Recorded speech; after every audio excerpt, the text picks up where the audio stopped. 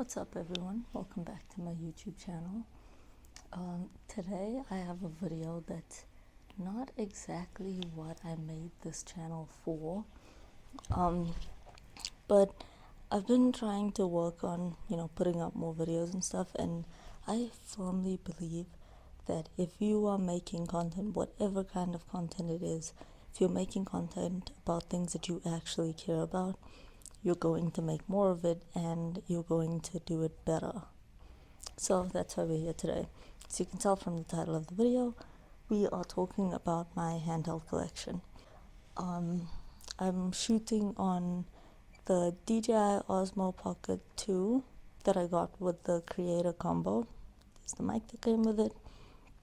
It's on a Manfrotto compact tripod. Then I have this light for just some accenting. This is the Ulanzi, I don't know what it is. I got it on the Insta360 bullet time handle for no reason. Then I have as my main light just a random old ring light on the stand that it came with, and my the light that's coming from the side is a Godox pocket light. I don't know if there's different kinds. This is the one that has a hot shoe mount built in, so most of the time I use it on my camera. And I have that on a National Geographic compact tripod, the small version. Let's just get into it. The first handheld I ever got was a Game Boy. I think it's an original Japanese release or something. I don't know. I don't really know much about the different kinds of Game Boys. But anyway, I got it from my siblings, who actually got it from my mom, which is crazy to think of because my mom is not the type of person that you would think would be into video games. But anyway, it was really hard to find cartridges, so this was the only cartridge that we had, and it had a couple different games on it, so we used to just cycle through those and play them. But it really got me interested in the idea of handhelds, even though when I got it, it was very outdated. I loved it. Unfortunately, it's not working anymore, but I like keeping it around. Like, it reminds me of how far we came. After I got the Game Boy, the next handheld I got was a PSP. This isn't actually the first PSP I had. The first one I had got stolen, but the first one was a Street also. I actually didn't know that there were other kinds besides PSP Streets until years later. PSP was the first console that I fully owned myself, because everyone in my household liked to play games. We always shared whatever we had. Like the PS2, everyone used to play on it and stuff, but the PSP was actually mine. I didn't know anyone besides my brother that had a PSP, so I had no idea that you could do things like put music and videos on there, or that there were UMD videos and stuff like that. It was mind-blowing to me when I found that out very recently, that you could do that. And that was why I decided to mod it, because I just wanted to be able to use it to its full potential even years later. But yeah, that's why I modded it. This is the last console that I modded, which I'll explain more about that later. But kid me is loving the fact that I have Fast and Furious on my PSP now. Because I've never seen UMD video discs in my country.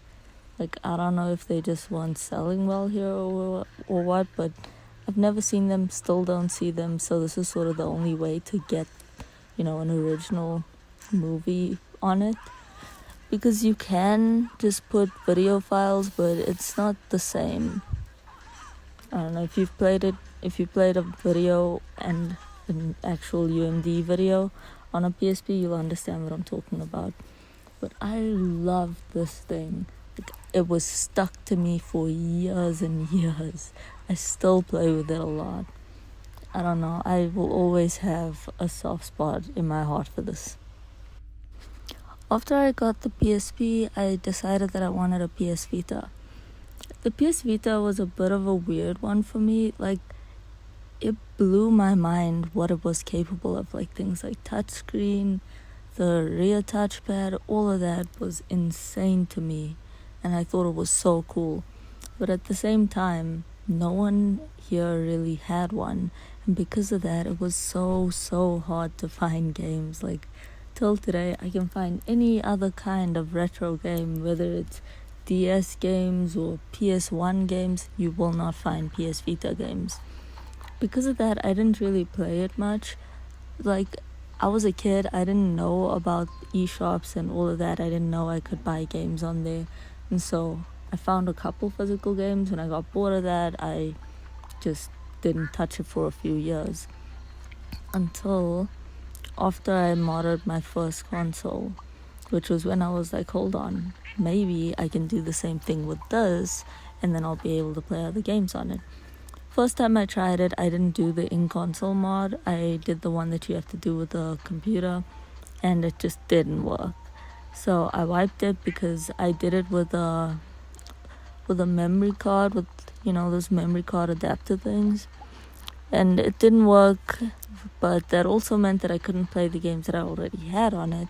So I wiped it, took all of that off, and just played the games I already had a little bit. Then I tried it again, and I got it right. Well, the second time I did it with the actual in-console stuff. Like, I used one of those tutorials, and I got it right. I was so happy. I can't even explain it.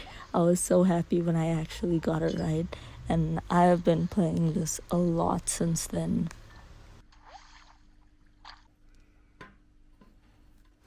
A couple years later, I got my first Switch.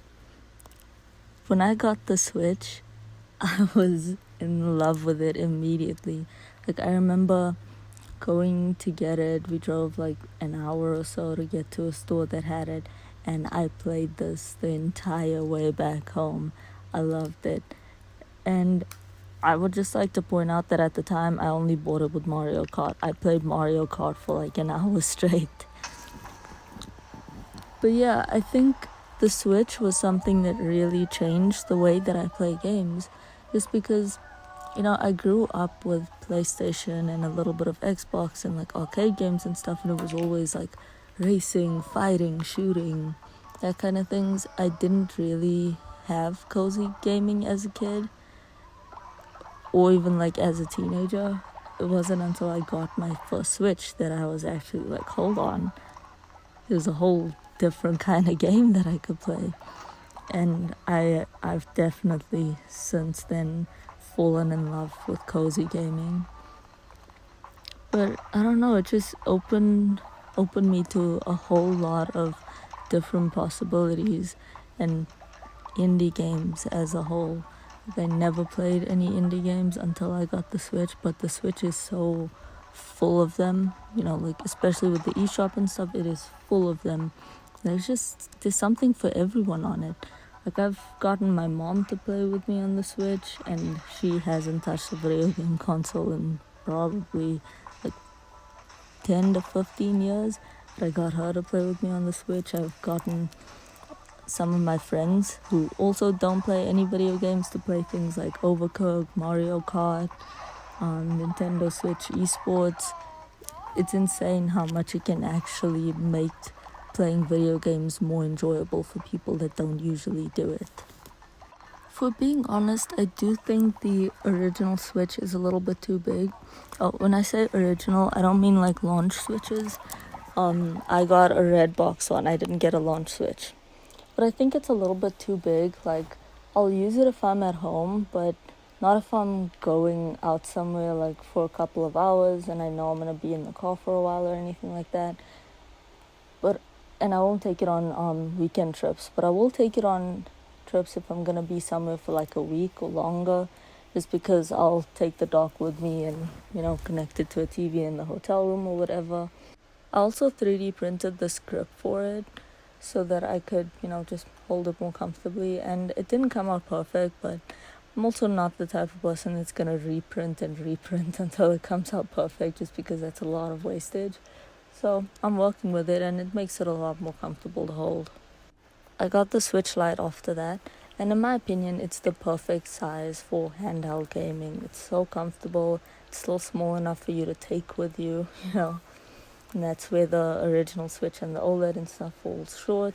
I got the Animal Crossing edition just because I like the color, and I just have this random case that I found online on it, which makes it a little bit more comfortable to hold without adding too much bulk. But yeah, I take this around with me a lot, especially like if I'm going on a long car ride or weekend trips or even just to college and stuff. I love this thing. So, because the Switches kind of introduced me to cozy gaming and stuff, and well, Nintendo as a whole, I decided to get this Anbana console. It's a retro emulator where you can play things like SNES games, Game Boy games, bunch of stuff on it. And this was sort of like a little introduction into modding. It came with all the emulators installed, but it didn't come with any games on it, so I had to go into it and find ROMs for games that I wanted to play, put them all into the right folders and stuff. And it doesn't sound like much, but for someone that had zero experience with any of this, there was definitely some stuff I had to figure out. But that is what led to me modding the next console I got. I always wanted a DS. Like, one of my friends had a DS when I was a kid, and I thought it was so cool. But I never actually saw them in stores or anywhere besides my one friend who had it. I only got one in 2023. I saw it at Comic Con, immediately bought it, picked up a couple games for it, but I had the same issue with it that I had with the Vita. I couldn't find any games for it. And I heard that DSs were notoriously easy to mod and stuff. I did have a tiny bit of experience from the Anbonic, but it was pretty easy to figure out and stuff. And because I successfully modded the DS and could basically play anything I wanted on there now, that's what gave me the confidence to try and mod the PS Vita. And then after getting that right, to mod my PSP.